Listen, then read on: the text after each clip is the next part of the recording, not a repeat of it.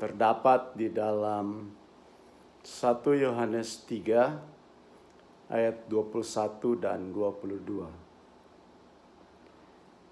Saudara-saudaraku yang kekasih, jikalau hati kita tidak menuduh kita, maka kita mempunyai keberanian percaya untuk mendekati Allah. Dan apa saja yang kita minta, kita memperolehnya daripadanya, karena kita menuruti segala perintahnya dan berbuat apa yang berkenan kepadanya. Kita satu dalam doa. Bapa di surga, Khalik pencipta langit dan bumi, Bapa yang maha kuasa, maha kasih, yang telah memberikan anaknya untuk menebus kami orang berdosa. Terima kasih Bapa, sore hari ini kami bisa berkumpul kembali untuk mendengar Engkau berbicara kepada kami. Oleh sebab itu melalui firman-Mu yang sebentar kami akan bacakan, berbicaralah kepada kami agar kami tetap setia, taat kepadamu hingga Engkau datang kedua kali. Di dalam nama Yesus Tuhan dan Juru Selamat kami. Amin.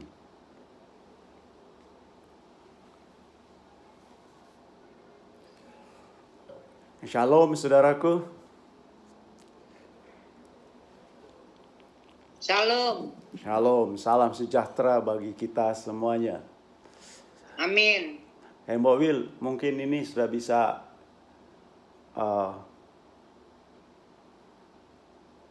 share screen-nya out dulu. Oke, thank you. Baik saudaraku, kita bersyukur, berterima kasih kepada Tuhan karena atas anugerahnya kita bisa dipertemukan kembali pada sore hari ini. Walaupun masih dalam suasana duka dengan kepergian kekasih kita, Muyan Makahinda. Semoga Allah yang pohon hiburan yang sejati itu memberikan penghiburan kepada kita semuanya, khususnya kepada keluarga yang ditinggal. Puji Tuhan.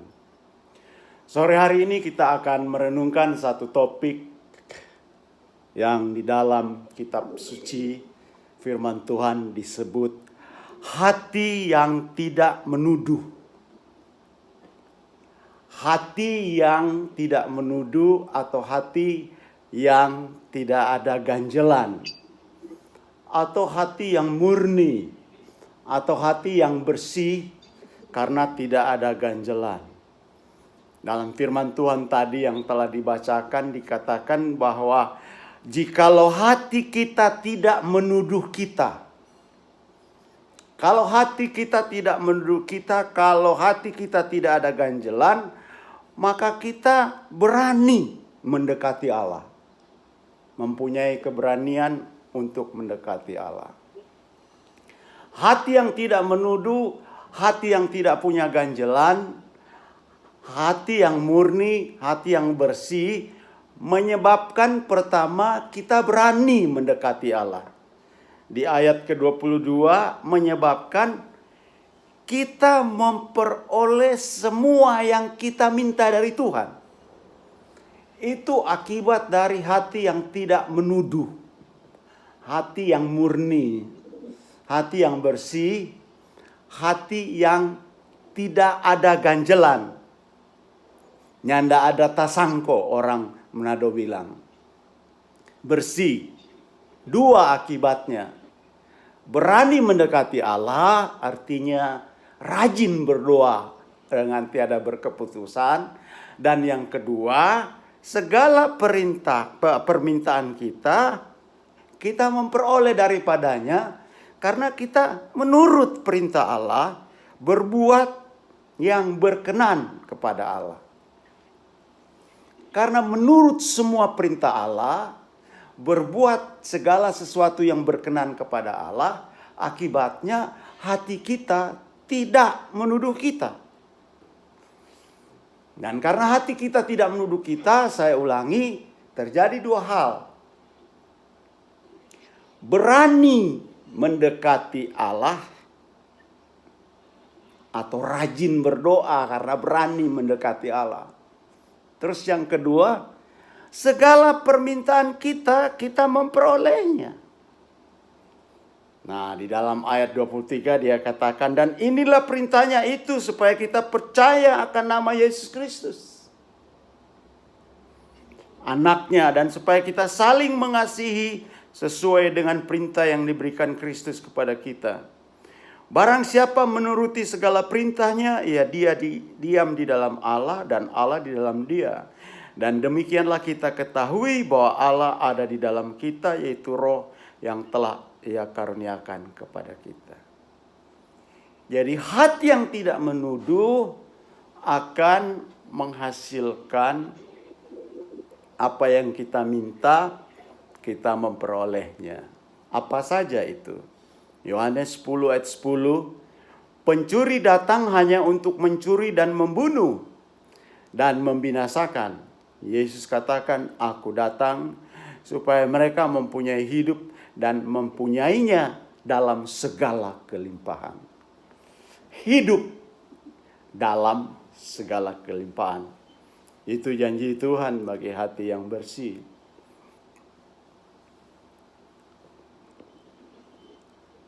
Dalam Efesus 3 ayat 20, malah di sana dikatakan dalam Efesus 3 ayat 20 bahwa orang percaya akan menerima jauh lebih banyak dari yang dia minta. Jauh lebih banyak dari yang dia mampu pikir. Ini janji Tuhan bagi orang percaya. Jadi hati yang tak menuduh atau hati yang murni itu luar biasa. Sekarang pertanyaannya, dari mana hati yang tidak menuduh? Hati yang murni ini berasal.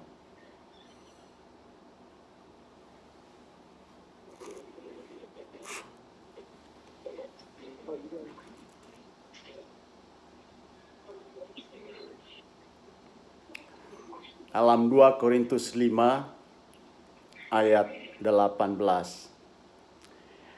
Dan semuanya ini dari Allah yang dengan perantaraan Kristus telah mendamaikan kita dengan dirinya.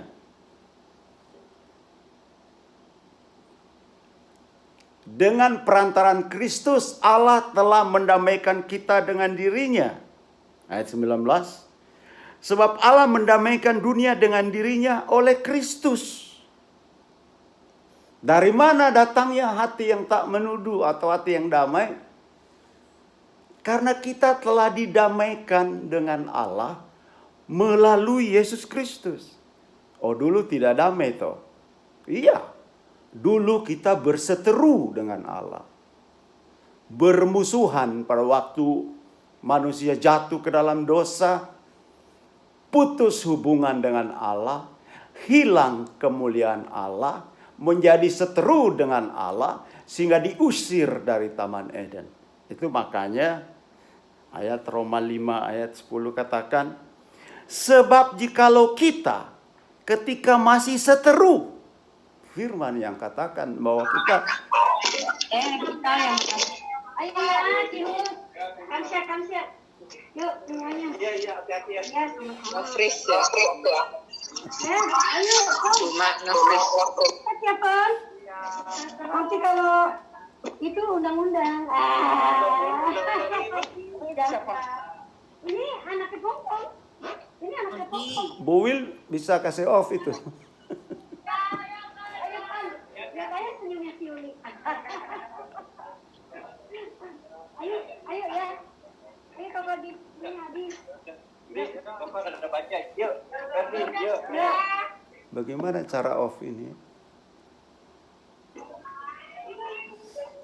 Pin, Ainon, nggak bisa.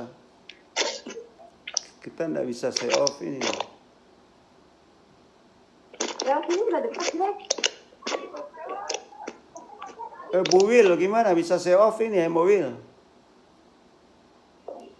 Iya, Ya sebentar kita lagi usahakan. Kita nggak bisa ke off dari sini.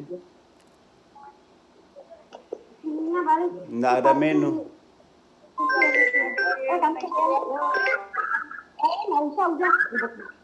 Udah selesai aja. Udah sama tuh di atas itu segitu. Oke. Ya. Ini. Iya, saya.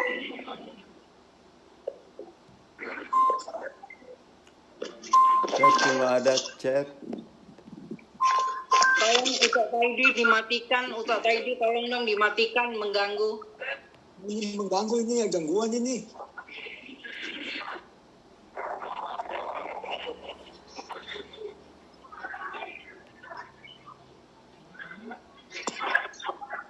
Dia tidak dapat dengar. Silakan Pak Penasehat sudah mulai itu dilanjutkan. Ya lagi di jalan, maaf lagi di jalan. Ya maaf nih saya mati. Tolong matiin itunya ya. Terima kasih. Tolong berisik. Nah, di dalam Roma 5 ayat 10 dikatakan, sebab jikalau kita ketika masih seteru, atau ketika masih musuh, artinya Allah bermusuhan dengan manusia ketika manusia jatuh dalam dosa. Roma 5 ayat 10 katakan, sebab jikalau kita ketika masih seteru diperdamaikan dengan Allah oleh kematian anaknya. Kita diperdamaikan oleh Allah karena kematian Yesus Kristus.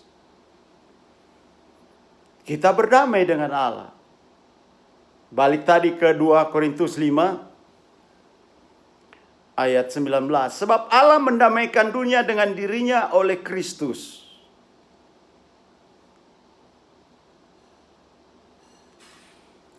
Di ayat 20 bagian B, dalam nama Kristus kami meminta kepadamu, berilah dirimu didamaikan dengan Allah. Itu bahasa terjemahan bahasa Indonesia, tapi kalau dari bahasa aslinya diterjemahkan ke dalam bahasa Inggris bahasa aslinya. In the name of Christ, we beg you. Kami mengemis kepadamu, kami memohon kepadamu, tapi terjemahannya kami meminta. Bayangkan Rasul Paulus, Tuhan lewat Rasul Paulus memohon, mengemis kepada manusia, berilah dirimu didamaikan dengan Allah. Allah bahasa kasarnya mengemis. Sekali lagi bahasa aslinya, in the name of Christ we beg you, mengemis, memohon. Terjemahannya meminta. Berilah dirimu didamaikan dengan Allah melalui kematian Yesus Kristus. Ayat 19, sebab Allah mendamaikan dunia dengan dirinya oleh Kristus dengan tidak memperhitungkan pelanggaran mereka. Jadi dari mana datangnya hati yang tidak menuduh? Hati yang telah didamaikan dengan Allah yang dulunya seteru, yang dulunya musuh. Tapi karena Yesus Kristus, kita telah didamaikan. Hati kita menjadi murni, menjadi bersih, menjadi tidak ada ganjelan. Emangnya kenapa, Saudara Makahinda, kalau ada ganjelan? 1 Timotius 1 ayat 19 bunyinya, beberapa orang telah menolak hati nuraninya yang murni itu. Dan karena itu, kandaslah iman mereka. Jadi hati yang tidak murni, hati yang menuduh, kata firman ini, membuat iman kandas. Padahal orang benar hanya hidup oleh iman. Modal orang benar hanyalah iman. Tapi ayat ini 1 Timotius 1 ayat 19 sekali lagi, beberapa orang telah menolak hati nuraninya yang murni itu. Dan karena itu kandaslah iman mereka. Hati yang menuduh, hati yang ada ganjelan, hati yang tidak murni, hati yang tidak bersih, menyebabkan iman kandas. Orang percaya kalau iman sudah kandas, sudah tidak punya apa-apa lagi. Karena dalam penghidupan orang percaya hubungan dengan Allah, modalnya hanyalah iman. Tidak ada yang lain. Tapi kalau iman sudah kandas, sudah tidak punya apa-apa lagi. Hati yang menuduh, simpan hati sama orang. Hati yang menuduh, simpan kemarahan sama orang. Hati yang menuduh, dengki, iri hati. Singkatnya masih ada dosa, sehingga hati itu menuduh. Itu membuat iman kandas. Dan iblis setiap hari berjuang supaya hati kita menuduh. Supaya hati orang percaya menjadi tidak bersih. Menuduh. Itu pekerjaan iblis setiap hari. Di dalam 1 Petrus 5 ayatnya yang ke-8 dia katakan, sadarlah dan berjaga-jagalah. Lawanmu si iblis berjalan keliling sama seperti singa yang mengaum-ngaum dan mencari orang yang dapat ditelannya. Jadi iblis ini tiap hari kerja keras dia, saudara, kepada orang percaya. Kalau orang tidak percaya dia tidak kerja keras. Dia bilang ini tamang baik ini, jadi ndak usah kerja keras, babadiang jo. Tamang kuah ini.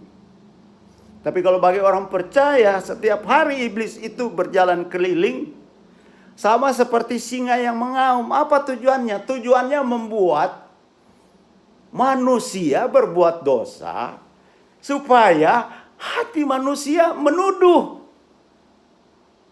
Orang kalau habis bikin salah, hatinya menuduh, hatinya tidak bersih. Bukan hati yang tidak menuduh, tapi hatinya menuduh. Ada ganjelan. Dan kalau ada ganjelan, kalau kita baca ayat tadi, otomatis doanya sulit dijawab.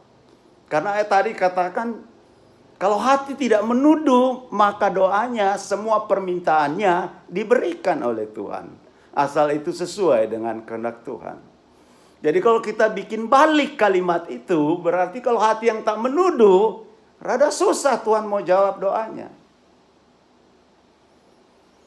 Dan hati menuduh atau tidak menuduh itu ada di hati kita. Kalau kita masih ada ganjalan, sekali lagi, simpang hati pak orang, kurang hati pak orang. Dosa-dosa kecil saja yang tidak kelihatan, bukan dosa yang luar biasa besar. Tapi walaupun kecil, membuat hati itu menuduh. Padahal Roma 8 ayat 1 dan sekarang tidak ada lagi penghukuman bagi setiap orang yang berada di dalam Kristus Yesus. Artinya tidak ada lagi hati yang menuduh.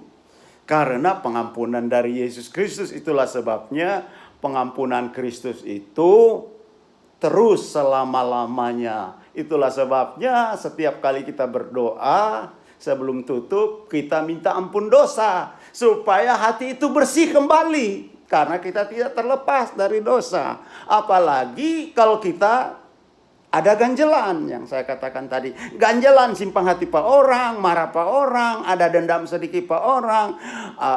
Kita boleh ampuni tapi kita tidak bisa lupakan. I forgive but not forget.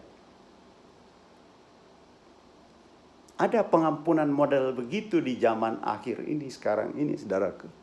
Ada sebagian yang percaya forgive but not forget. Pengampunan apa itu? Harusnya forgive and forget. Jadi hati yang tidak menuduh itu keuntungannya luar biasa. Dari mana hati yang tidak menuduh itu? Dari Yesus Kristus. Tetapi iblis berjuang keras supaya hati kita menuduh seperti singa mengaum-ngaum. Apa tujuan dia? Supaya pada waktu hati kita menuduh, hati kita tidak murni. Dan Nats katakan, pada saat hati tidak murni, iman kandas. 1 Timotius 1 ayat 19. Karena hati tidak murni, maka kandaslah iman. Ibrani 12 ayat 14. Berusahalah hidup damai dengan semua orang dan kejarlah kekudusan. Sebab tanpa kekudusan tidak seorang pun akan melihat Tuhan. Kekudusan ini sama dengan hati yang murni. Hati yang tidak menuduh. Oleh sebab itu, saudaraku, apa yang mesti kita buat? Firman Tuhan mengajak kita di dalam Yakobus 4 ayat 7. Karena itu, tunduklah kepada Allah dan lawanlah iblis. Maka ia akan lari daripadamu. Tunduklah kepada Allah, tidak hanya tunduk kepada Allah, tapi harus lawan iblis. Memang kita tidak mampu, manusia itu tidak mampu menghidupkan hidup kekristenan tanpa kekuatan dari Yesus Kristus dan kuasa Roh Kudus. Hanya dengan kekuatan Yesus Kristus dan kuasa Roh Kudus, baru orang percaya mampu menghidupkan hidup kekristenan itu. Tetapi di samping itu, orang percaya juga harus menggunakan hak pilihnya. Kebebasan memilihnya, yaitu dia memilih berpihak kepada Allah, bukan berpihak kepada iblis. Tidak cukup hanya kuasa Yesus Kristus, kuasa Roh Kudus. Tidak cukup hanya itu. Tapi masih ada komponen ketiga, yaitu kebebasan memilih yang Allah berikan kepada Adam dan Hawa. Dan kepada kita, itu harus kita gunakan dengan sebaik mungkin, memilih antara Allah atau iblis. Kita hidup di dunia ini, kita hidup di dalam Yesus Kristus, tetapi antara Allah dan iblis. Setiap hari kita dihadapkan kepada pilihan, mau memilih berpihak kepada Allah, atau berpihak kepada Yesus Kristus, atau berpihak kepada iblis. Kalau kita memilih berpihak kepada Allah atau Yesus Kristus, tentu kita akan menuruti segala perintahnya. Kalau kita memilih berpihak kepada iblis atau setan, maka pilihan kita adalah pilihan yang melanggar, pilihan yang melawan Allah, pilihan yang tidak taat kepada Tuhan, pilihan yang buruk. Itulah sebabnya Nats ini berkata, karena itu tunduklah kepada Allah. Artinya taat kepada Allah. Tapi pada saat yang sama dia katakan, lawanlah iblis. Lawan pakai apa? Di samping kuasa Yesus Kristus dan Roh Kudus, lawan pakai kuasa hak kebebasan memilih yang Tuhan sudah berikan kepada kita. Yaitu memilih berpihak kepada Allah. Sampai kita masuk ke liang lahat. Setiap hari kita dihadapkan kepada pilihan. Mau berpihak kepada Allah, mau berpihak kepada Yesus Kristus, atau mau berpihak kepada iblis. Dalam Efesus 6 ayat 11. Kenakanlah seluruh perlengkapan senjata Allah, supaya kamu dapat bertahan melawan tipu muslihat iblis. Jadi itu yang kedua. Yang pertama tadi tunduklah dan lawan iblis. Yang kedua, kenakan senjata Allah. Kita tahu ada 6 yaitu kebenaran, di dalam Efesus 6 ayat 11 dan seterusnya, yaitu kebenaran, keadilan, kerelaan untuk mengabarkan Injil damai sejahtera, perisai iman, dan firman Allah, yaitu ketopong selamat. Jadi dalam pergumulan kita untuk setiap hari memperoleh hati yang tidak menuduh, kita harus bergumul.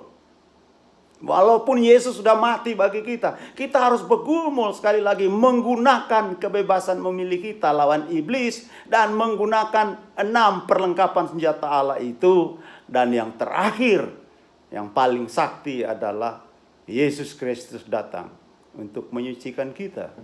Di dalam 1 Yohanes 1 ayat 9. Jika kita mengaku dosa kita, maka Ia adalah setia dan adil sehingga Ia akan mengampuni segala dosa kita dan menyucikan kita dari segala kejahatan.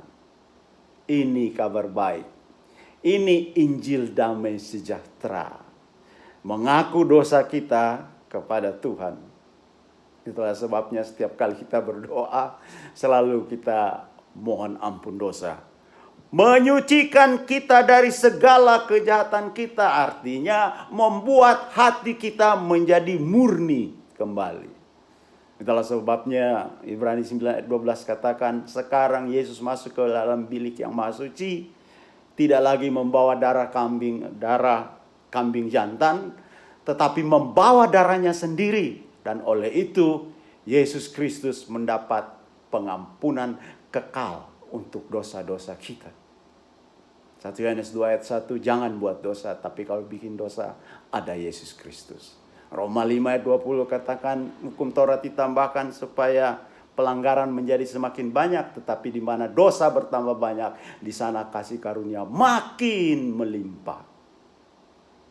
Ibrani 8 ayat 12 katakan, dan sekarang aku akan mengasihani umatku, dan aku akan melupakan segala kesalahan mereka. 3 hal ini yang kita gumuli setiap hari sampai masuk ke liang lahat, agar hati kita menjadi murni, yaitu lawan iblis dengan kebebasan memilih, menggunakan 6 senjata perlengkapan Allah, dan Yesus Kristus Sang Penebus itu melalui pengampunan dosa yang terus-menerus Dia berikan kepada kita. Tuhan Yesus memberkati kita semuanya. Amin. Amin.